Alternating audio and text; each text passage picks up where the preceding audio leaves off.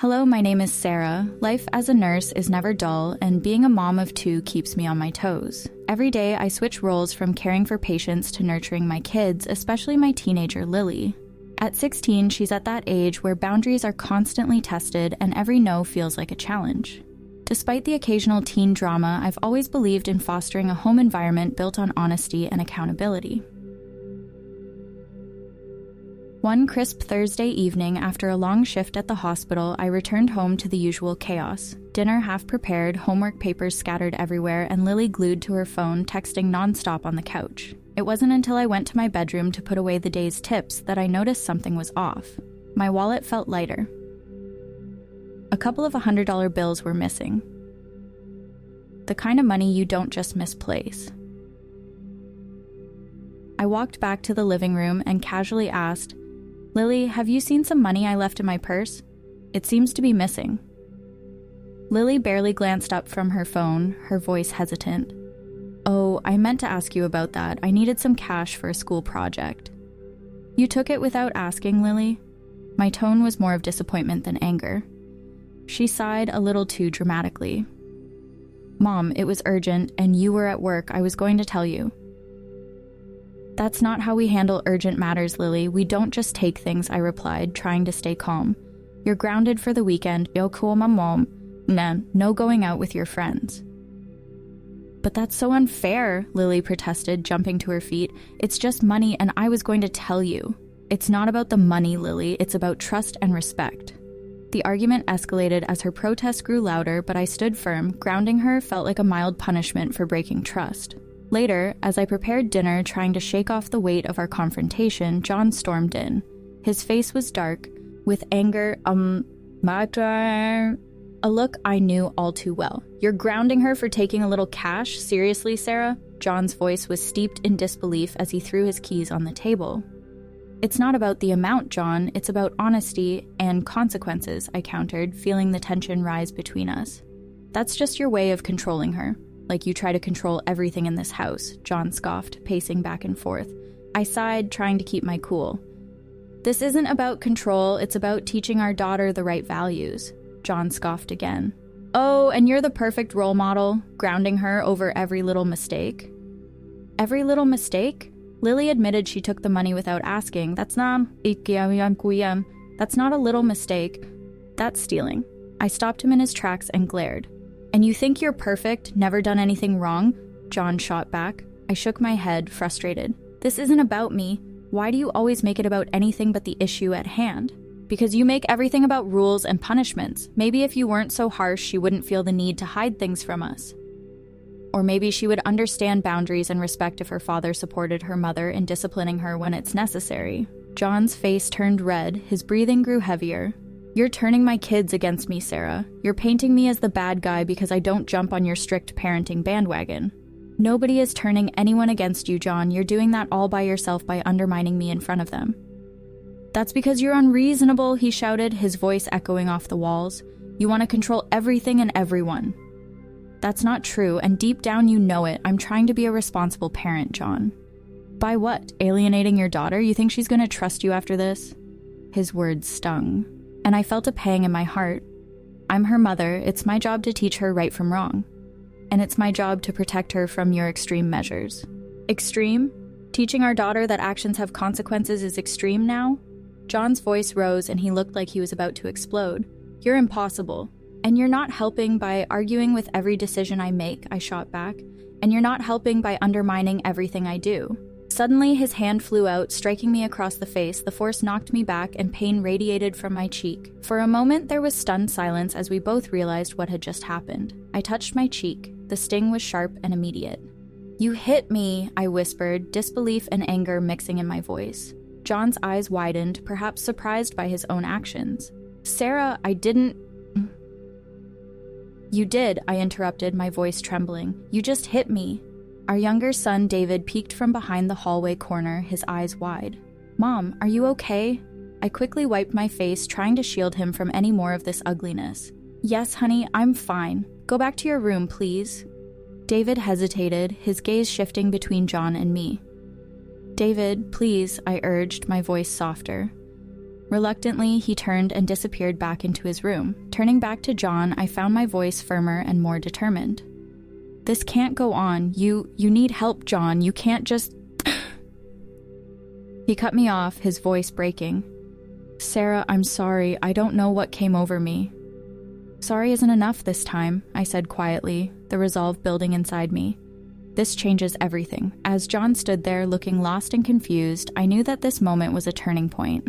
I needed to protect myself and my children, no matter what that meant for the future of our family. Sitting in the break room at the hospital, I poured my heart out to Melissa, my colleague and closest confidant.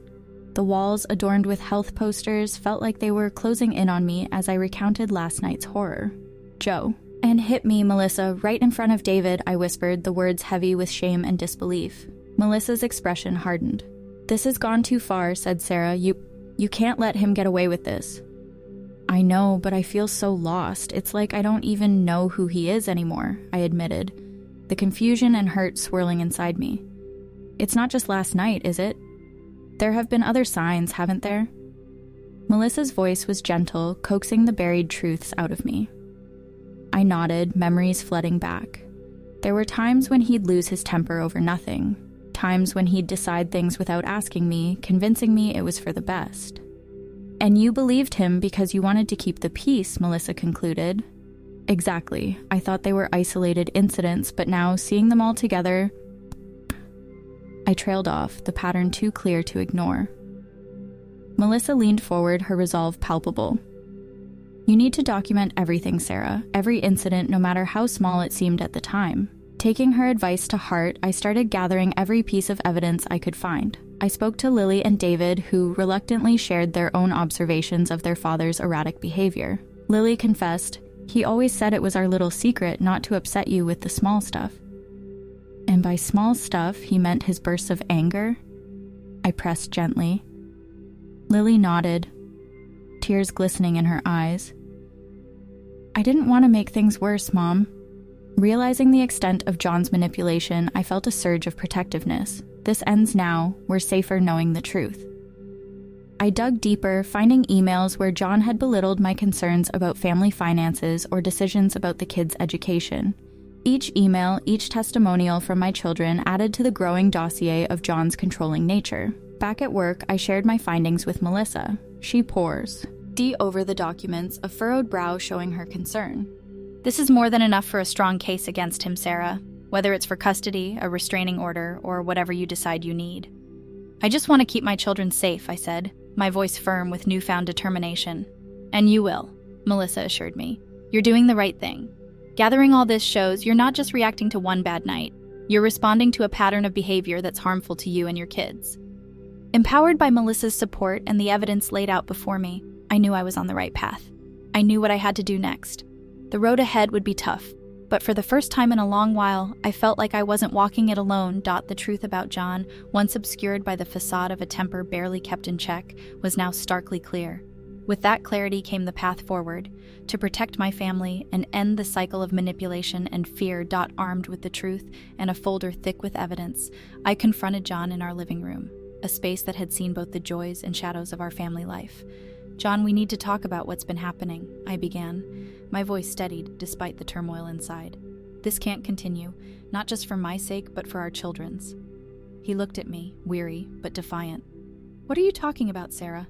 The manipulation, the anger, the assault, I said, laying the papers on the coffee table.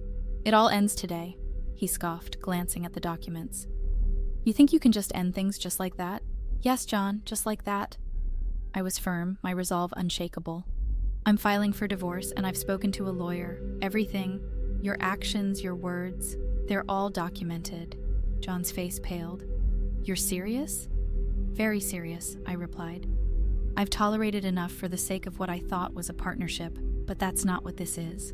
As the reality settled in for him, I continued, I've also shared everything with the people who needed to know, your colleagues, our neighbors, not to slander you, but to protect myself and our kids. You wouldn't dare, he said, his voice a mix of disbelief and anger. I already have. And the community has been more supportive than you think, I added. The strength of the collective backing me felt empowering. In the following days, John faced the consequences. His workplace conducted its own inquiry, and the disdain from our community was palpable. Friends we had known for years looked at him differently. Whispers followed him around, and his professional reputation took a hit from which it wouldn't easily recover. During this time, I worked on securing a stable and peaceful environment for Lily and David. The local community center provided resources, and neighbors who once only greeted us in passing came forward with meals, words of support, and offers to help with the kids. One evening, sitting in the quiet of a home that no longer housed fear, I reflected on the journey. The peace was new, delicate, but promising. I watched Lily and David playing in the yard, their laughter a balm to the many wounds we'd endured. I realized then, looking at their carefree smiles, that this was what liberation felt like. It was not just the absence of John and his oppressive shadow, but the presence of community, of hope, and the reclaiming of my own strength. In that moment, I knew we were going to be okay, better than okay. We were going to thrive. The struggle had been harrowing, the decisions painful but necessary. As I watched my children play, I felt a profound sense of triumph. This wasn't just a victory for me, but for Lily and David too. We had escaped a cycle of toxicity, and while the road ahead would have its own challenges, we would face them as a family of 3, supported by a community that had shown us we were not alone. John's downfall was of his own making, his actions the architect of his demise.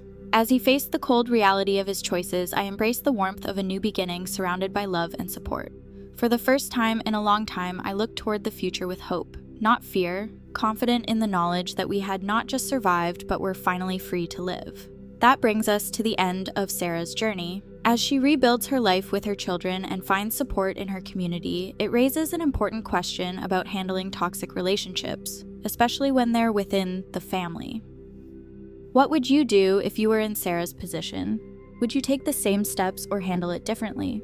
Please share your thoughts and experiences in the comments below. It's crucial to talk about these situations openly to help others who might be facing similar challenges.